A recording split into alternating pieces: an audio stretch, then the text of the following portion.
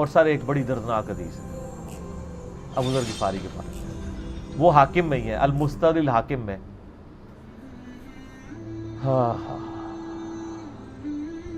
غزوہ تبوک آپ کو پتا ہے ایک ایسا غزوہ تھا جس میں جو شرکت نہیں کرے گا وہ منافق ڈکلیئر ہوگا.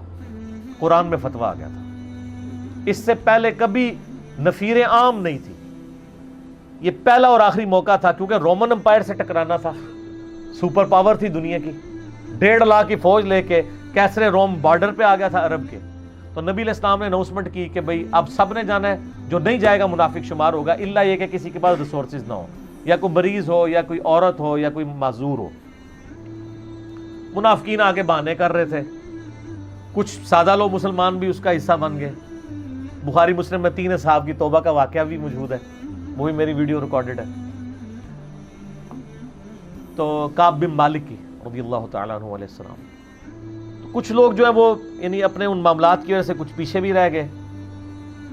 تو المستدرک الحاکم میں آتا ہے کہ صحابہ کرام کہتے ہیں کہ ہم نبی علیہ السلام کے ساتھ سفر پہ نکلے نا جب، تو نبی علیہ السلام کو آ کے کوئی بتاتا تھا، کہتا تھا یا رسول اللہ وہ جو فلاں بندہ تھا نا وہ بھی کوئی نہیں آیا، پیچھے رہ گیا.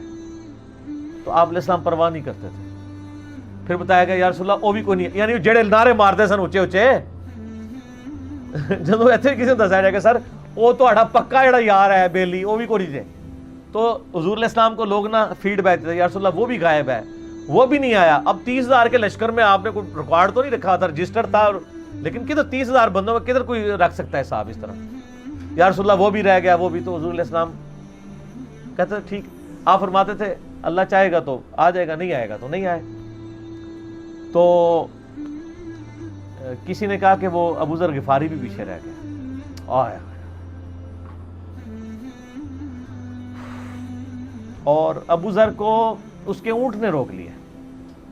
اونٹ ہی نہیں اٹھ رہا تھا نا سر، وہ آپ کو گاڑی تو نہیں ہے نا جو سٹارٹ کر لیں گے آپ. اونٹ چلنے سے انکار کر دے کوئی کر سکتا ہے؟ اور سر سفر کتنا ہے؟ 700 کلومیٹر. 700 کلومیٹر کا ریگستانی سفر آج کے دور میں بھی کرنا مشکل ہے. سائیکل پہ نہیں آپ کر سکتے، پیدل تو آپ سوچ بھی نہیں سکتے. اونٹ کے بغیر کیسے ہو سکتا ہے؟ جس میں آپ کو اونٹ اس لیے بھی ضروری ہے کہ اس کے اوپر آپ نے سامان لادنا ہے. پانی نہیں راستے میں پینا. ریگستان میں تو کئی کلومیٹرز تک کچھ بھی نہیں ہوتا، بھوکے پیاسے مریں گے.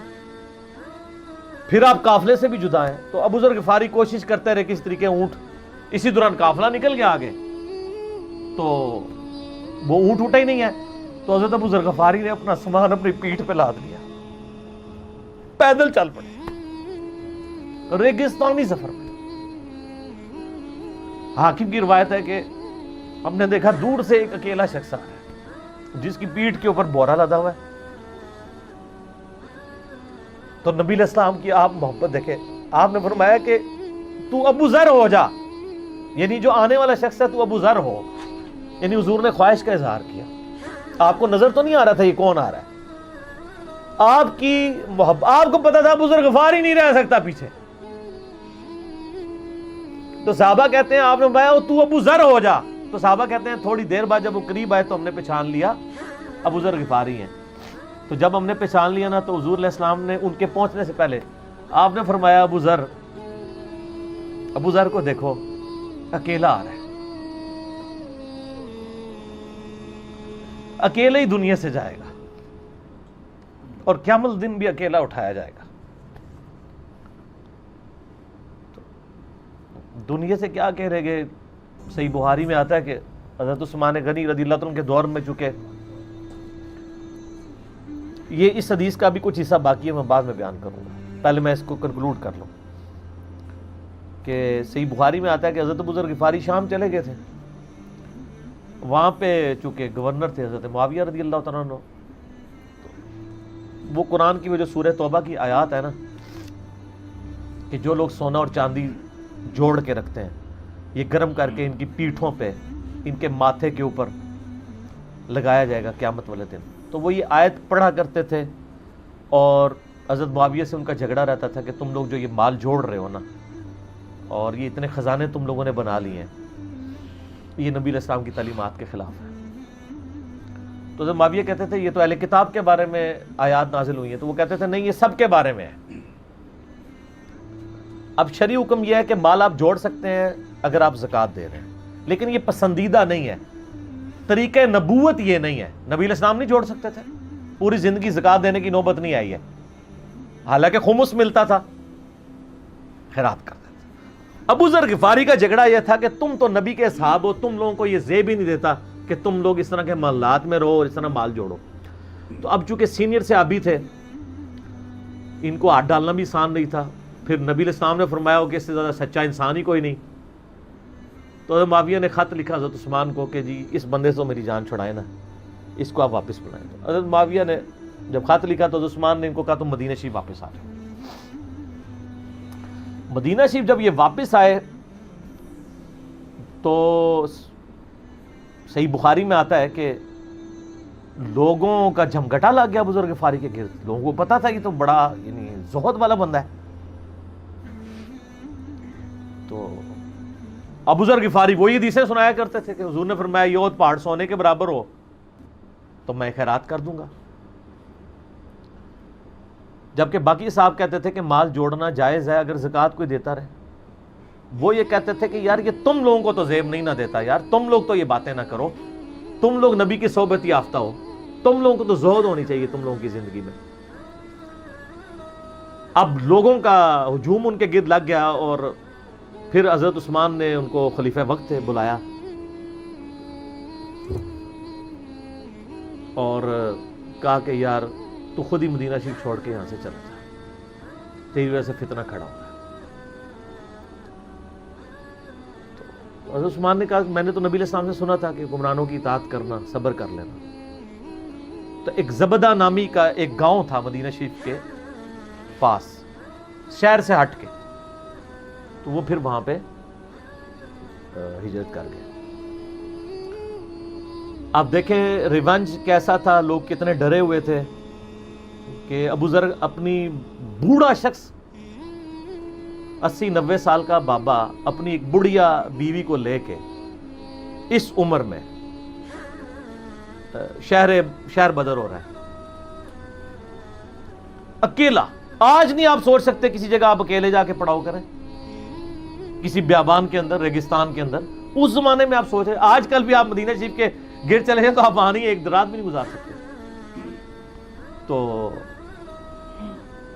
کوئی شخص حضرت ابو ذر غفاری کو سی آف کرنے نہیں آیا سوائے حضرت علی کے، اور وہ بھی مدینے کی باؤنڈری تک آئے۔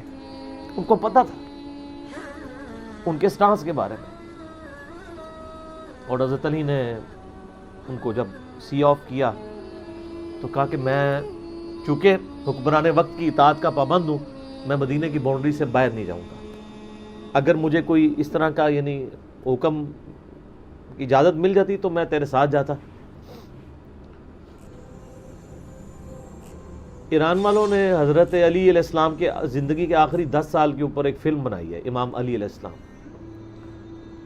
اس میں ابو ذر غفاری کے سارے واقعات انہوں نے فلمائے ہیں سر، دیکھنے والے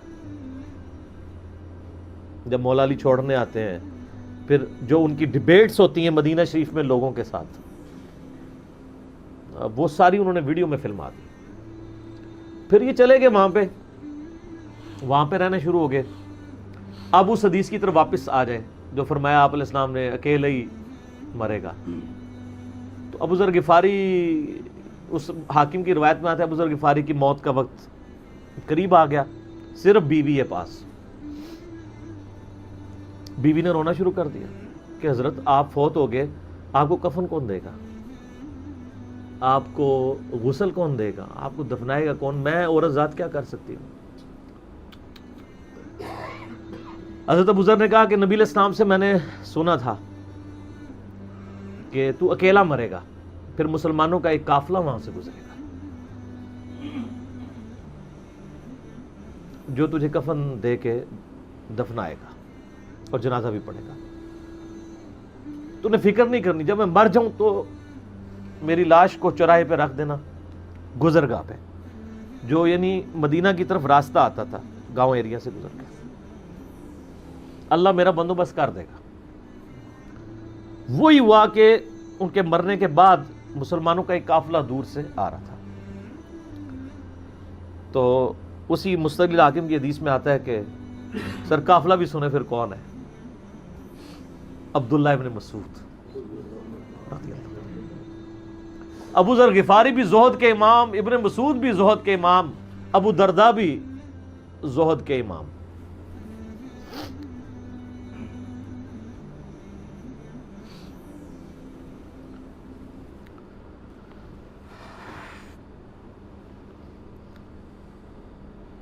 ابن مسعود رضی اللہ تعالیٰ عنہ جب وہاں پہ رکے، ان کو تو نہیں پتا تھا یہ کون ہے.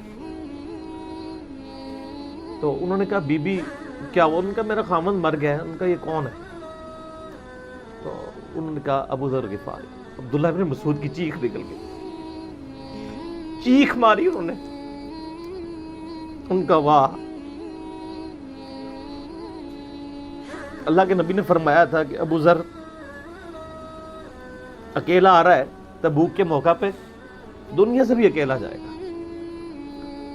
اور قیامت والے دن بھی اکیلا اٹھایا جائے گا.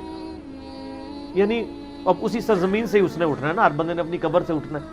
یعنی وہ مسلمانوں کے قبرستان میں بھی دفن نہیں. ایک یہ جو مزار کی رٹ لگائے پھرتے ہیں، میں ان سے پوچھتا ہوں تمہارے بابوں کی کیا اوقات ہے؟ ابو ذر غفاری کا مزار دکھاؤ کدھر ہے. جو اس روئے ارض پہ نیلی چھتری کے نیچے سچا ترین انسان جس کو اللہ کے نبی کہہ رہے ہیں، اس کا کوئی مزار نہیں ہے. غریب المتنی میں مرا ہے، اس کی قبر بھی ایسی جگہ ہے جہاں مسلمانوں کے پاس قبریں بھی کوئی نہیں ہے. ایک ریگستان میں اکیلی قبر ہے، اس قبر کا بھی کسی کو نہیں پتا، اس پہ کوئی مزار بھی نہیں ہے، اور قیامت دن بھی اکیلا اٹھایا جائے گا. یعنی قیامت تک وہاں پہ کوئی قبرستان بھی نہیں بنے گا. ظاہر نبی علیہ السلام کی یہ بھی خبر ہے. تو کیا وہ ناکام ہو گیا اگر مزارات ہی دلیل ہے کامیابی کی؟ تو عبداللہ ابن مسعود رضی اللہ تعالیٰ نے ان کو غسل دیا، کفن دیا اور دفنا دیا. یہ پوری ڈیٹیلز آپ کو المستقل الحاکم میں مل جائیں گی. تو ابو ذر غفاری ان چند شخصیات میں سے ہیں جن میں پوری امت کا اتفاق ہے ان کی نیکوکاری کے اوپر.